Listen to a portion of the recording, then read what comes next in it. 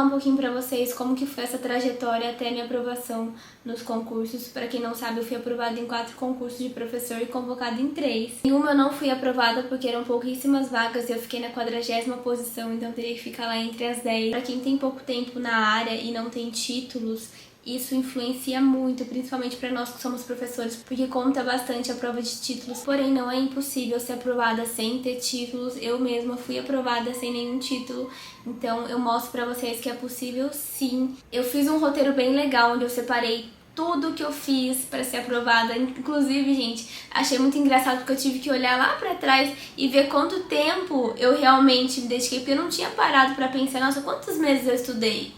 Quanto tempo que foi de uma prova para outra? Porque foi tão louco.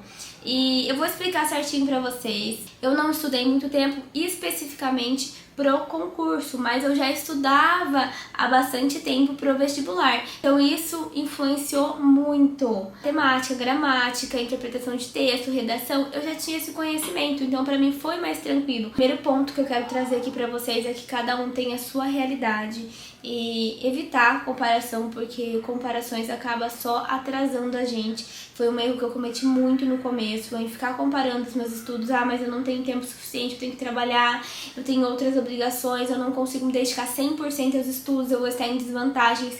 Quando na verdade eu estava no caminho certo. E eu só fui descobrir que eu estava no caminho certo quando a aprovação chegou. Conselho de amiga pra vocês: não se comparem, porque às vezes vocês estão no caminho certo e por esse excesso de comparação acabam seguindo outro caminho que só vai te afastar do seu objetivo. O primeiro tópico é sobre cursos. Se eu assinei algum curso específico para o concurso? Não, eu não assinei nenhum curso específico para o concurso. Eu estudei só por questões. Esse é um ponto muito importante. Algumas pessoas elas acham que elas precisam de um curso, porque lá no curso vai ter toda a sequência que elas precisam estudar. Mas às vezes o curso, gente, ele te entrega um conteúdo muito teórico e como às vezes não é tanto tempo que vocês têm até a prova, isso acaba atrapalhando. Eu não fiquei presa na teoria, eu fui logo para as questões, eu fiz muitas questões. Isso fez com que eu acelerasse os meus estudos. Vou falar pra vocês certinho o tempo que eu estudei de uma prova para outra, para vocês conseguirem entender melhor. Eu falei pra vocês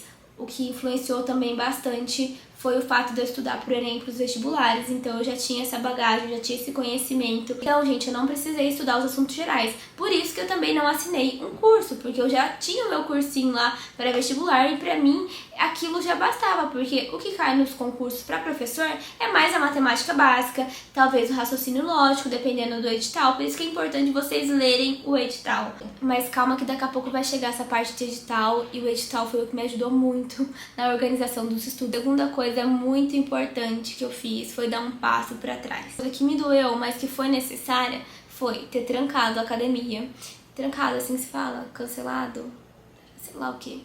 Eu parei a academia por um tempo, porque não estava dando conta de fazer tantas coisas. O estudo para o vestibular ele consome muito tempo, infelizmente. Quem aqui é vestibulando sabe do que eu estou falando, então conciliar o vestibular com o concurso, fazer academia e trabalhar não é uma coisa fácil, então eu precisei sim dar um passo para trás. Essa parte de abrir mão é uma coisa muito importante, porque eu precisei abrir mão de ficar comprando roupas, de ficar gastando meu dinheiro com coisas que são momentâneas.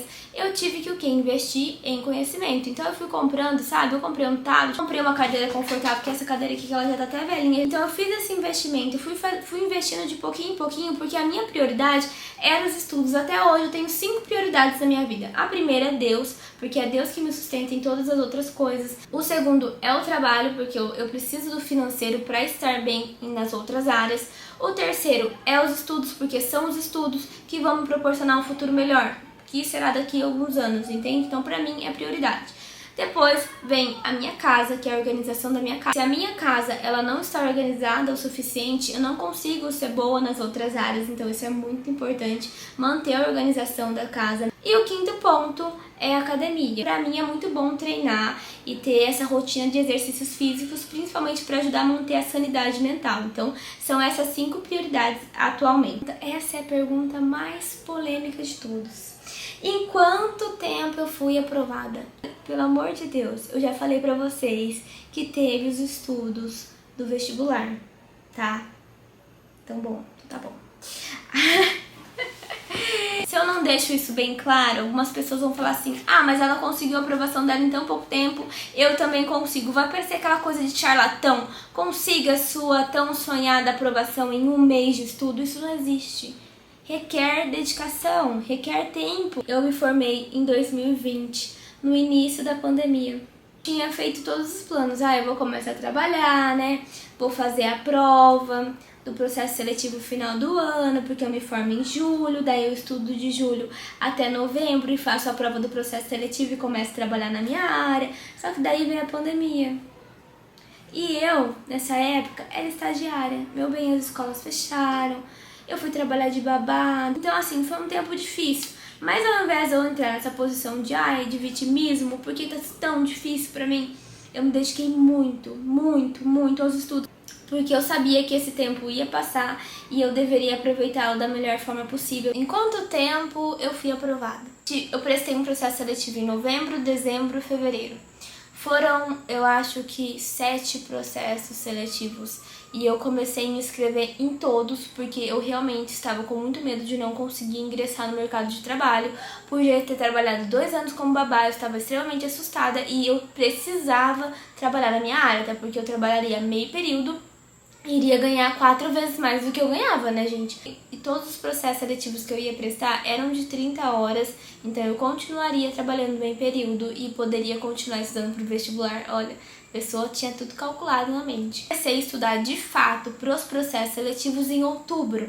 A minha primeira prova foi em novembro, depois teve dezembro e a última foi em fevereiro. O primeiro concurso que eu prestei foi uma cidade que tinha 800 habitantes, era super longe da minha cidade, uma cidade assim. O lugar ficava no meio do mato, não tinha nada, enfim, loucuras. Mas foi muito bom pra mim, porque essa banca era a mesma banca do próximo concurso que eu ia prestar. Eu vi que eu não fui tão bem como eu pensei que iria.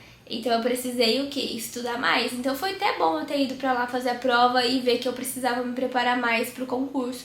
E daí faltava só mais ou menos um mês. Então fiz a primeira prova em janeiro e o segundo concurso foi em fevereiro. Esse segundo concurso foram 2 provas, separadas em 3 modalidades.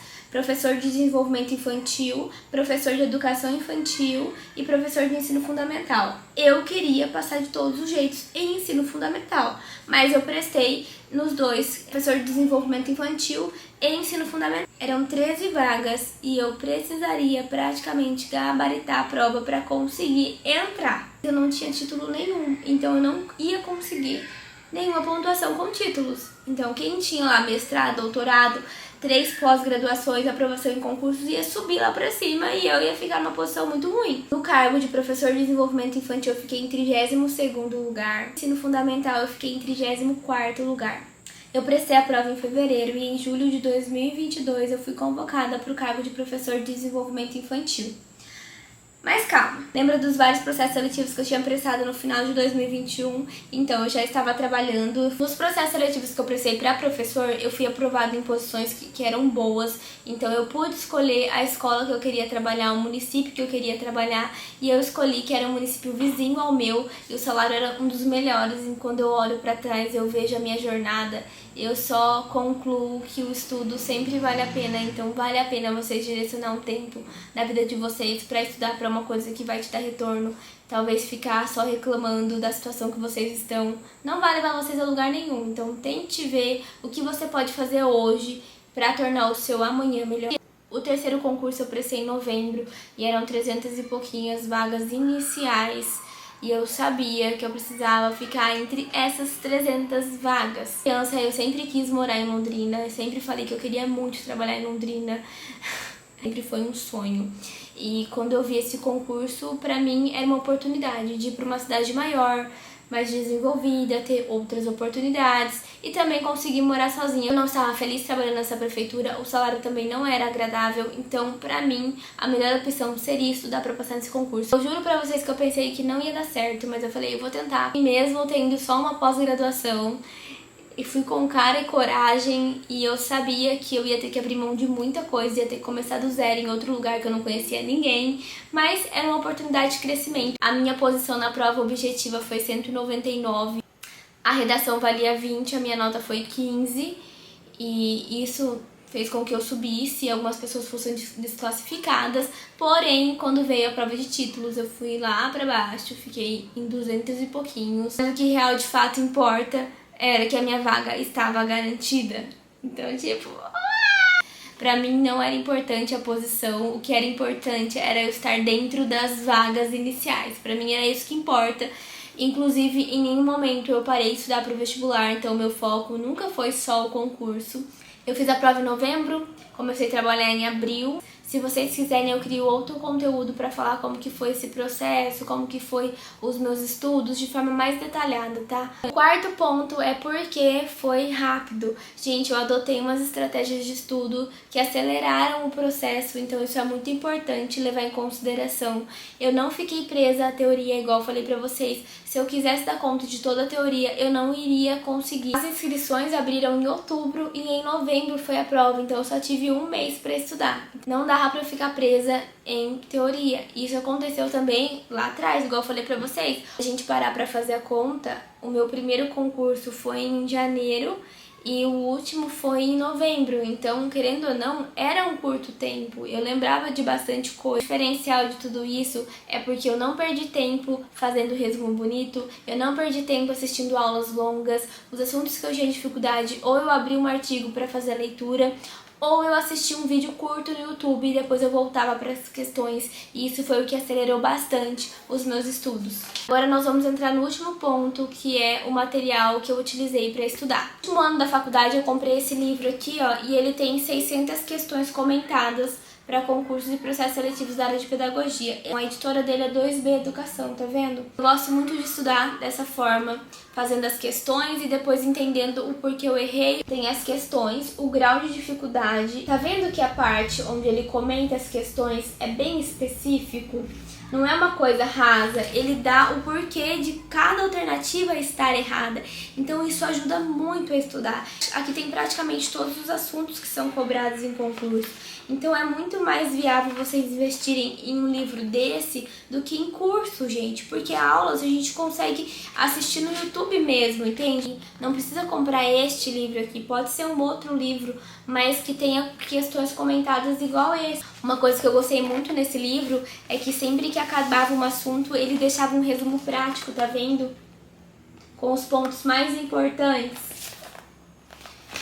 Então vale a pena fazer investimentos em livros assim. Eu não estudei só por esse livro, tá? Agora eu vou explicar pra vocês como eu fazia pra conhecer as bancas que eu ia prestar o concurso. Um dos pontos mais importantes é vocês conhecerem a banca que vai estar aplicando a prova, porque cada banca cobra um assunto de uma forma. Você pode até ter dominado os assuntos que são cobrados, mas se você não conhece como a banca cobra esse assunto, isso pode te prejudicar. Uma coisa que eu fiz e que me ajudou muito foi entrar no site do PCI Concursos, e lá vocês vão encontrar as provas antigas daquela banca. Então você coloca o nome da banca e sai baixando todas as provas antigas para a área que você quer prestar. Isso é muito importante para vocês conhecerem o estilo da prova que vocês vão prestar. As pessoas acham que estudar é você ficar assistindo 1 hora de teoria e fazendo resuminho. O que realmente vai garantir a sua aprovação é a quantidade de questões e simulados que você faz antes da prova. Não deixe para errar na hora da prova. Se você não tem esse costume de fazer simulado, comece a fazer. Pra vocês terem noção do tanto que eu não me prendi a resumos, olha o meu caderno. Foi a agenda, entende? Eu gosto muito desses bloquinhos de anotações, tá vendo? Porque você consegue repor. Os bloquinhos me salvaram tanto. Eu perdi, sabe, a maioria das folhinhas que eu tinha, mas esses eram praticamente os meus resumos. E aqui, gente, eu gostava bastante de colocar as questões que eu fazia, o tempo e a quantidade de acerto. Então foi basicamente isso. Eu não sei nem dizer pra vocês quantas questões eu fiz, mas eu fiz muitas e muitas questões. Aqui eu já estava errando bem pouco, tá vendo? Mas no começo eu errava bastante, então não desanime quando vocês estiverem errando. Agora, dá uma olhada nesse caderno aqui, olha isso. Caderno todo amontoado. Vi os editais e eu ia grifando os assuntos que eu já havia estudado. Como era pouco tempo de estudo, eu focava nas questões. Eu vou resolver agora um simulado da BNCC. Baixava o simulado no Google mesmo e resolvia esse simulado. Uma coisa que ajuda bastante também é vocês entrarem no YouTube e pesquisar por simulados de tal assunto. E lá vocês vão encontrar professores comentando as questões. Isso ajuda muito. Dá uma pesquisada. Eu não usei nenhum cronograma. O meu cronograma foi o próprio edital. Eu ia estudando um assunto, assim que eu terminava esse assunto eu passava pro outro. E era mais ou menos, fiz umas 50 questões, vi que tava errando pouco, passava pro outro. Mais questões.